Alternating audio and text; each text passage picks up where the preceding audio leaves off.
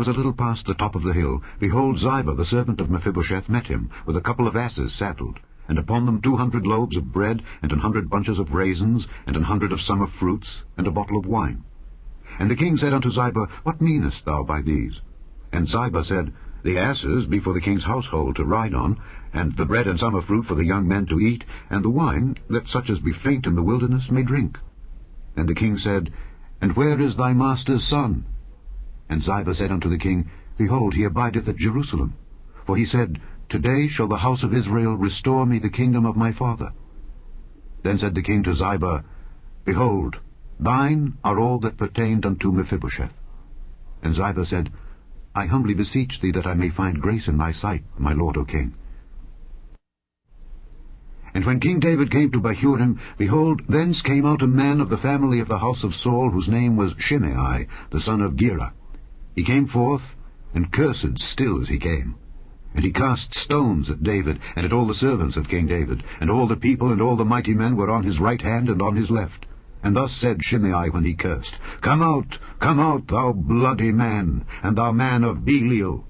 The Lord hath returned upon thee all the blood of the house of Saul, in whose stead thou hast reigned. And the Lord hath delivered the kingdom into the hand of Absalom thy son, and behold, thou art taken in thy mischief, because thou art a bloody man. Then said Abishai the son of Zeruiah unto the king, Why should this dead dog curse my lord the king? Let me go over, I pray thee, and take off his head. And the king said, What have I to do with you, ye sons of Zeruiah? So let him curse, because the Lord hath said unto him, Curse David. Who shall then say, Wherefore hast thou done so? And David said to Abishai and to all his servants, Behold, my son, which came forth of my bowels, seeketh my life. How much more now may this Benjamite do it? Let him alone, and let him curse, for the Lord hath bidden him. It may be that the Lord will look on mine affliction, and that the Lord will requite me good for his cursing this day. And as David and his men went by the way, Shimei went along on the hill's side over against him, and cursed as he went, and threw stones at him, and cast dust. And the king and all the people that were with him came weary, and refreshed themselves there. And Absalom and all the people, the men of Israel, came to Jerusalem, and Ahithophel with him. And it came to pass, when Hushai the Archite, David's friend, was come unto Absalom, that Hushai said unto Absalom, God save the king, God save the king. And Absalom said to Hushai, Is this thy kindness to thy friend? Why wentest thou not with thy friend? And Hushai said unto Absalom, Nay, but whom the Lord and this people and all the men of Israel choose, his will I be, and with him will I abide. And again, whom should I serve? Should I not serve in the presence of his son? As I have served in thy father's presence, so will I be in thy presence. Then said Absalom to Ahithophel, Give counsel among you what we shall do. And Ahithophel said unto Absalom, Go in unto thy father's concubines, which he hath left to keep the house, and all Israel shall hear that thou art abhorred of thy father. Then shall the hands of all that are with thee be strong. So they spread Absalom a tent upon the top of the house, and Absalom went in unto his father's concubines in the sight of all Israel. And the counsel of Ahithophel, which he counselled in those days, was as if a man had inquired at the oracle of God. So was all the counsel of Ahithophel, both with David and with Absalom. Chapter 17. Moreover, Ahithophel said unto Absalom, Let me now choose out 12,000 men, and I will arise and pursue after David this night. And I will come upon him while he is weary and weak-handed, and will make him afraid. And all the people that are with him shall flee, and I will smite the king only. And I will bring back all the people unto thee. The man whom thou seekest is as if all returned. So all the people shall be in peace. And the saying pleased Absalom well, and all the elders of Israel. Then said Absalom, Call now Hushai the Archite also, and let us hear likewise what he saith. And when Hushai was come to Absalom, Absalom spake unto him, saying, Ahithophel hath spoken after this manner. Shall we do after his saying? If not, speak thou. And Hushai said unto Absalom, The counsel that Ahithophel hath given is not good at this time. For, said Hushai, thou knowest thy father and his men, that they be mighty men, and they be chafed in their minds, as a bear robbed of her whelps in the field. And thy father is a man of war, and will not lodge with the people. Behold, he is hid now in some pit or in some other place. And it will come to pass, when some of them be overthrown at the first, that whosoever heareth it will say, There is a slaughter among the people that follow Absalom. And he also that is valiant, whose heart is as the heart of a lion, shall utterly melt. For all Israel knoweth that thy father is a mighty man, and they which be with him are valiant men. Therefore I counsel that all Israel be generally gathered unto thee from Dan even to Beersheba, as the sand that is by the sea for multitude, and that thou go to battle in thine own person. So shall we come upon him in some place where he shall be found, and we will light upon him as the dew falleth on the ground. And of him and of all the men that are with him there shall not be left so much as one. Moreover, if he be gotten into a city, then shall all Israel bring ropes to that city, and we will draw it into the river, until there be not one small stone found there. And Absalom and all the men of Israel said, The counsel of Hushai the Archite is better than the counsel of Ahithophel. For the Lord had appointed to defeat the good counsel of Ahithophel, to the intent that the Lord might bring evil upon Absalom.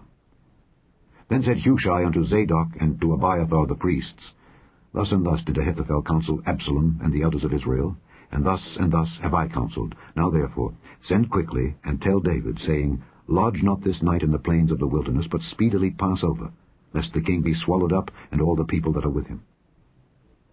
Now Jonathan and Ahimaaz stayed by Enrogel, for they might not be seen to come into the city.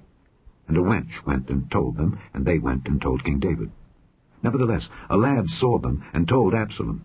But they went both of them away quickly, and came to a man's house in Bahurim, which had a well in his court, whither they went down. And the woman took and spread a covering over the well's mouth, and spread ground corn thereon, and the thing was not known. And when Absalom's servants came to the woman to the house, they said, Where is Ahimaaz and Jonathan? And the woman said unto them, They be gone over the brook of water. And when they had sought and could not find them, they returned to Jerusalem. And it came to pass, after they were departed, that they came up out of the well, and went and told King David, and said unto David, Arise and pass quickly over the water, for thus hath Ahithophel counselled against you. Then David arose, and all the people that were with him, and they passed over Jordan. By the morning light there lacked not one of them that was not gone over Jordan. And when Ahithophel saw that his counsel was not followed, he saddled his ass and arose, and gat him home to his house, to his city, and put his household in order, and hanged himself, and died, and was buried in the sepulchre of his father. Then David came to Mahanaim, and Absalom passed over Jordan, he and all the men of Israel with him. And Absalom made Amasa captain of the host instead of Joab, which Amasa was a man's son whose name was Ithra, an Israelite, that went in to Abigail, the daughter of Nahash, sister to Zeruiah, Joab's mother. So Israel and Absalom pitched in the land of Gilead. And it came to pass, when David was come to Mahanaim, that Shobai, the son of Nahash of Rabbah of the children of Ammon, and Machir, the son of Ammiel of Lodebar, and Barzillai, the Gileadite of Rogelim, brought beds and basins and earthen vessels, and wheat and barley and flour, and parched corn, and beans, and lentils, and parched pulse, and honey, and butter, and sheep, and cheese of kine, for David and for the people that were with him to eat. For they said, The people is hungry and weary and thirsty in the wilderness. Chapter 18. And David numbered the people that were with him, and set captains of thousands and captains of hundreds over them. And David sent forth a third part of the people under the hand of Joab, and a third part under the hand of Abishai the son of Zeruiah, Joab's brother, and a third part under the hand of Ittai the Gittite. And the king said unto the people, I will surely go forth with you myself also. But the people answered, Thou shalt not go forth. For if we flee away, they will not care for us, neither if half of us die will they care for us. But now thou art worth 10,000 of us.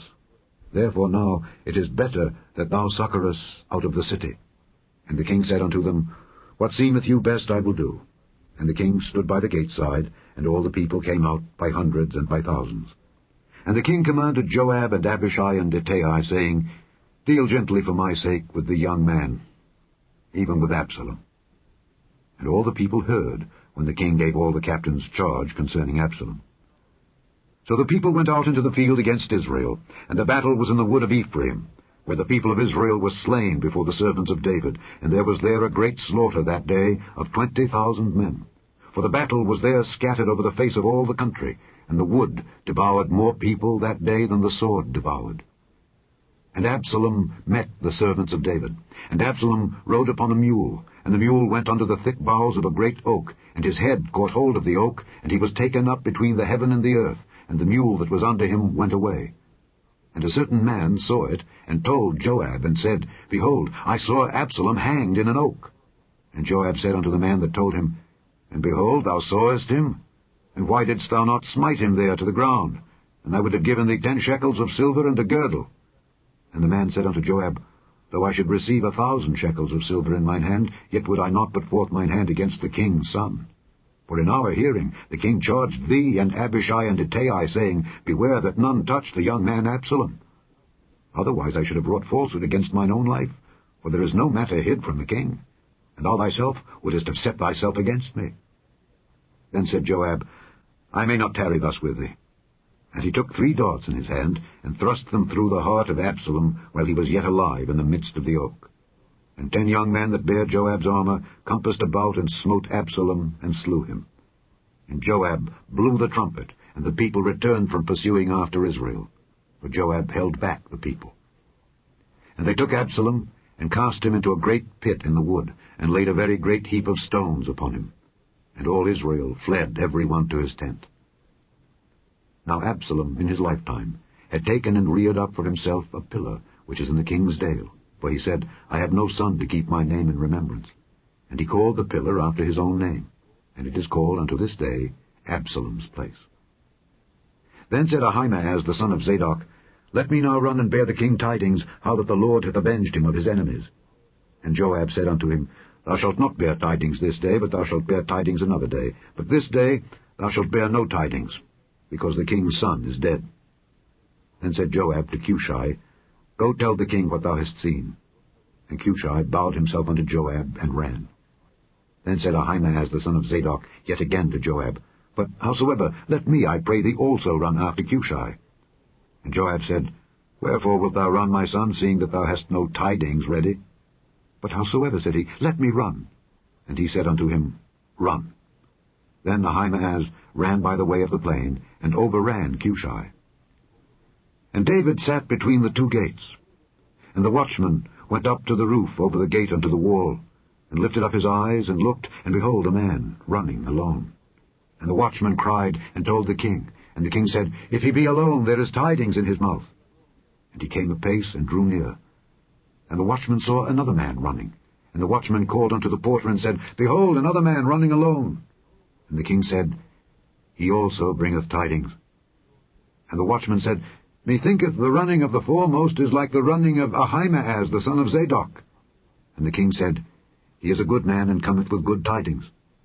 And Ahimaaz called and said unto the king, All is well. And he fell down to the earth upon his face before the king, and said, Blessed be the Lord thy God, which hath delivered up the men that lifted up their hand against my lord the king. And the king said, Is the young man Absalom safe? And Ahimaaz answered, When Joab sent the king's servant and me thy servant, I saw a great tumult, but I knew not what it was. And the king said unto him, Turn aside and stand here. And he turned aside and stood still.